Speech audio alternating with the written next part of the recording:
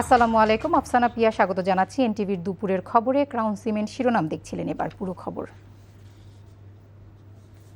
হাওরের কৃষকদের হাহাকার আরও দীর্ঘ হচ্ছে। অব্যাহত বৃষ্টি এবং নদ নদীর পানি বৃদ্ধি পেয়ে একাধিক বাঁধ ভেঙে তলিয়ে গেছে সুনামগঞ্জের ১২ উপজেলার প্রায় ১০,০০০ হেক্টর জমির বোরো ধান। পানিতে ডুবে আছে মৌলভীবাজার, কিশোরগঞ্জ, নেত্রকোনার হাওরের হাজার হাজার হেক্টর জমির পাকা ধান। ফসল ঘরে তুলতে না পেরে দিশেহারা কৃষক। বিস্তারিত শওকত করিমের ডেস্ক রিপোর্টে। আসমানে মেঘ দেখলেই তাদের বুক কাঁপে, কিন্তু শেষ রক্ষা হয়নি। যতই সময় যাচ্ছে হাওরের কৃষকদের সোনালী ধানও আরও তলিয়ে যাচ্ছে। নিরুপায় কৃষকদের যেন কিছুই করার নেই। অব্যাহত বৃষ্টি, উজানের ঢল কাল হয়ে ভাঙে দুটি ফসল রক্ষা বাঁধ। হুমকির মুখে আরও কয়েকটি বাঁধ। পানিতে ডুবে আছে সুনামগঞ্জের ৯,০৪৯ হেক্টর জমির বোরো ধান। প্রায় ২০০ কোটি টাকার ক্ষতির আশঙ্কা কৃষি বিভাগের। সব ধানই ফাঁকনা আছিল, কিন্তু শ্রমিক সংকটের কারণে তোলা যাইতেছে। তাও আবার যদি বৃষ্টি না হইতো কিছু কিছু ধান কাটা পড়লো না, সব লইয়া গেছে। কত টাকা খরচ গেছে, আমরা কিভাবে চলি, এ বছর কিভাবে খাই। টানা বৃষ্টি ও উজানের ঢলে মৌলভীবাজারে তলিয়ে গেছে বিভিন্ন হাওরের ৭৯৭ হেক্টর বোরো ধান। চোখের সামনে ফসল হারিয়ে নিঃস্ব হাজারো কৃষক। ৮-৯ কেয়ার করছিলাম, ৩ কেয়ারের ধান আনা গেছে, আর বাকিটা মরে গেছে। প্রায় ৭-৮ বছর আমরা ধান ফান্নে খাই না, এবার আমরা ফান্নে ধান খাইলেছি। খোয়াই নদী বাঁধ ভেঙে পানি ঢুকছে হবিগঞ্জের বানিয়াচং উপজেলার দত্তগাঁও হাওরে। পানির নিচে কৃষকদের স্বপ্ন, জেলার ৭,০০০ হেক্টর জমির পাকা ধান। মানুষ খুব অসহায়, যারাই আনতেছে এগুলা পচা, এর নাম পচেই যাবে যদি রোদ না আসে।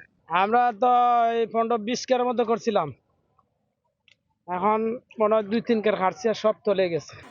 টানা বৃষ্টি, নদ নদীর পানি বৃদ্ধি পেয়ে তলিয়ে গেছে কিশোরগঞ্জের হাওরের ৪,০০০ হেক্টর বড় ফসল। একমাত্র ফসল সবটাই হারানোর আশঙ্কা কৃষকদের। আমরা এমন একটা এর মধ্যে ফসল মেঝে ফুটছি, আমরা বাবানে ধান বাড়ি দিতে পারতেছি না, সব গেছে তলে। অনেক ফসল তুয়াটা ভাই আনে যে কোনো কয়েকদিন কাটারি। ভারী বর্ষণ ও পাহাড়ি ঢলে নিমজ্জিত নেত্রকোনায় হাওর অঞ্চলের কৃষকদের কষ্টার্জিত বোরো, কাঁচা পাকা ধান কেটে নেয়ার আপ্রাণ চেষ্টা তাদের। হাওরবাসীর আক্ষেপ, জীবিকার একমাত্র অবলম্বন রক্ষায় স্থায়ী বেড়িবাঁধ নির্মাণের তাদের দাবিও যেন ভেসে যাচ্ছে এই বানের জলের মতোই। ধান পড়ছে, জিতাশানোর সময় কাটতে কেমনে আনবাম। সকাল থেকে যতই পানি বাঁচছে, মানে একা তো উপরে বাঁচছে। শওকত করিম, এনটিভি নিউজ ডেস্ক। সরকার ধর্ম নিয়ে রাজনীতি করতে চায় না জানিয়ে প্রধানমন্ত্রী তারেক রহমান বলেছেন, ধর্ম যার যার, নিরাপত্তা পাবার অধিকার সবার। বৌদ্ধ পূর্ণিমা উপলক্ষে সচিবালয় কার্যালয়ে বৌদ্ধ সম্প্রদায়ের নেতৃবৃন্দের সাথে শুভেচ্ছা বিনিময়ে তিনি এসব কথা বলেন। প্রধানমন্ত্রীর সচিবালয় কার্যালয়ে এই শুভেচ্ছা বিনিময় অনুষ্ঠিত হয়। তারেক রহমান বলেন, অতীতেও বিএনপি সরকার ধর্মকে রাজনৈতিক স্বার্থে ব্যবহার করেনি। দলমত, ধর্মবর্ণ নির্বিশেষে প্রতিটি মানুষ যেন শান্তি এবং নিরাপত্তার সঙ্গে বসবাস করতে পারে, তেমন পরিবেশ নিশ্চিত করতে সরকার বদ্ধপরিকর। তিনি বলেন, বাঙালি অবাঙালি, বিশ্বাসী অবিশ্বাসী সবাই সব ক্ষেত্রে সমানভাবে অধিকার ভোগ করবে, এটাই বর্তমান সরকারের নীতি। কেউ নিজেদেরকে কখনোই সংখ্যালঘু ভাববেন না বলেও জানান প্রধানমন্ত্রী। বলেন, রাষ্ট্র নাগরিকের পরিচয়। প্রতিটি নাগরিক প্রত্যেকেই যে যা ধর্মীয় রীতিনীতি ও অধিকার বিধি বিনা বাধায় স্বাধীনভাবে অনুসরণ, অনুকরণ ও ভোগ করতে পারেন। এমন একটি রাষ্ট্র ও সমাজ বিনির্মাণ করাই হচ্ছে আমাদের সরকারের অন্যতম প্রধান দায়িত্ব এবং অঙ্গীকার। ধর্ম যার যার, নিরাপত্তা পাবার অধিকার সবার। ধর্ম বর্ণ নির্বিশেষে বাঙালি অবাঙালি, বিশ্বাসী অবিশ্বাসী সবাই সকল ক্ষেত্রে সমানভাবে ভোগ করবে, অধিকার ভোগ করবে, এটাই বর্তমান সরকারের নীতি। বিএনপি সরকারের আমলে অতীতে শেয়ার বাজারে কোনো লুটপাট হয়নি, ভবিষ্যতেও হবে না। অর্থমন্ত্রী আমির খুসরু মাহমুদ চৌধুরী সংসদে কথা বলেছেন। ত্রয়োদশ সংসদের প্রথম অধিবেশনের শেষ দিন এক প্রশ্নের জবাবে অর্থমন্ত্রী বলেন, বিএনপি সরকার পুঁজি বাজারের অবকাঠামোগত উন্নয়ন করে ভালো অবস্থায় রেখে গেলে সেটিকে পুঁজি করে বিগত 1 দশকের বেশি সময় লুটপাট করা হয়েছে। এর আগে সংসদীয় বিশেষ কমিটির সুপারিশকৃত আকারে বাংলাদেশ সিকিউরিটি এক্সচেঞ্জ কমিশন সংশোধন বিল এবং বীমা উন্নয়ন ও নিয়ন্ত্রণ কর্তৃপক্ষ সংশোধনী বিল 2026 সংসদে পাশ হয়। বিল দুটির বিরোধিতা করে তা স্থগিতের দাবি করে বিরোধী দল। এ সময় খেলাপিদের নিকট থেকে ঋণ আদায়ের ওপর গুরুত্ব আরোপ করেন বিরোধী দলীয় চিফ হুইপ। আমি ব্যক্তিগতভাবে এবং আপনি এটাকে যদি দলীয় জায়গায় নিয়ে তার একটি পরিসংখ্যান আমি তুলে ধরতে চাই। দুর্ভাগ্যবশত বিগত দশকের অধিক সময়ে এই সব ভালো অবস্থাকে ব্যবহার করে কিন্তু লুটপাট করেছে, একবার নয় একাধিকবার লুটপাট করেছে। আপনারা লক্ষ্য করবেন বিএনপি সরকারের সময় কোনো সময় শেয়ার বাজার লুটপাটের কোনো সুযোগ ছিল না, ইনশাআল্লাহ এবারও থাকবে না। অব্যবস্থাপনা, দুর্নীতি, ব্যাড গভর্নেন্স এবং সরকারের পৃষ্ঠপোষকতায় অনেকগুলো ইন্স্যুরেন্স কোম্পানি জন্ম হয়েছে যারা আইন কানুনের কোনো তোয়াক্কা করে না। সরকারের 2 মাসে যে সমস্ত কার্যকলাপ বেসিক জায়গাগুলোতে হাত দেওয়া হয়েছে, প্রত্যেকটা জায়গায় জনগণের আকাঙ্ক্ষার বিপক্ষে চলে গেছে। বাংলাদেশ ব্যাংকের মতো সেন্ট্রাল ব্যাংকের গভর্নর নিয়োগের ক্ষেত্রে যে কাজটা করা হয়েছে এবং সাবেক গভর্নরকে বিদায় দেওয়ার যে পদ্ধতি অনুসরণ করা হয়েছে, জাতি এটা দেখেছে। যে সমস্ত জায়গায় পরিবর্তন এসেছে সেগুলা জনগণ এবং ডেমোক্রেসি কোনোটাই সাপোর্ট করে না। রাজধানীর ডেমরার আমলিয়া এলাকার একটি টিন শেড কালির তৈরির কারখানায় আগুন লেগেছে। আগুন নিয়ন্ত্রণে কাজ করছে ফায়ার সার্ভিসের 8টি ইউনিট। এ বিষয়ে আরও জানতে যাচ্ছি ঘটনাস্থলে। সেখানে আছেন স্টাফ করেসপন্ডেন্ট আবির আহমেদ। সরাসরি যুক্ত হচ্ছি তার সাথে। আবির, অগ্নিকাণ্ডের সবশেষ পরিস্থিতি কি?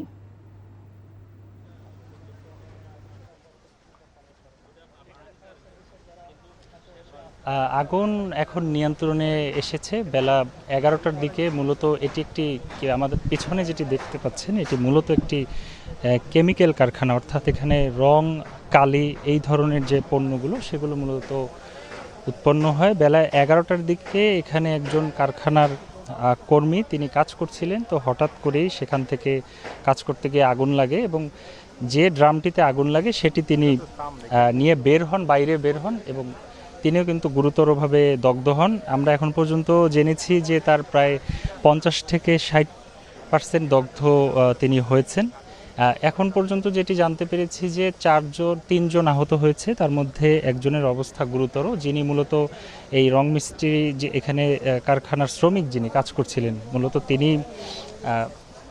50 থেকে 60% দগ্ধ হয়েছেন। এখন পর্যন্ত এই আগুনের মূল সূত্রপাতটি এখন পর্যন্ত জানা যায়নি, তবে ধারণা করা হচ্ছে যেটি যে বৈদ্যুতিক শক সার্কিট থেকে আগুন লাগতে পারে। মূলত এখানে বেশ কয়েকটি গোডাউন, এই যে আমার পিছনে যে একটি গোডাউন রয়েছে এবং এর পাশে আরও একটি গোডাউন রয়েছে, এই গোডাউনের আগুন এখন মোটামুটি নিয়ন্ত্রণে এসেছে, তবে ওই পাশের যে গোডাউনটি রয়েছে সেটিও নিয়ন্ত্রণে এসেছে, কিন্তু এখন পর্যন্ত নির্বাপন হয়নি। এখানে এসে যে মালিক পক্ষকে আমরা খুঁজেছি কিন্তু কোনো মালিক পক্ষকে আমরা এখন পর্যন্ত পাইনি। ফায়ার সার্ভিস যেটি বলছে যে এই কেমিক্যালের কারণে এই আগুনটি আসলে দ্রুত ছড়িয়ে যায়, তবে ঝুঁকি কিছুটা কম, কারণ এর চারপাশে কিন্তু বাড়িঘর কম রয়েছে। তবে এই যে কেমিক্যালের যে গন্ধ সেটি কিন্তু এই পরিবেশ দূষিত করছে, যার কারণে কিন্তু সাধারণ মানুষ যারা এখানে রয়েছেন তারা ঝুঁকিতে রয়েছেন। তো আগুন এখন পর্যন্ত নিয়ন্ত্রণে এসেছে এমনটি এখন পর্যন্ত ফায়ার সার্ভিস জানিয়েছে, কিন্তু নির্বাপন এখন পর্যন্ত হয়নি। জানছিলাম অগ্নিকাণ্ডের সবশেষ খবর।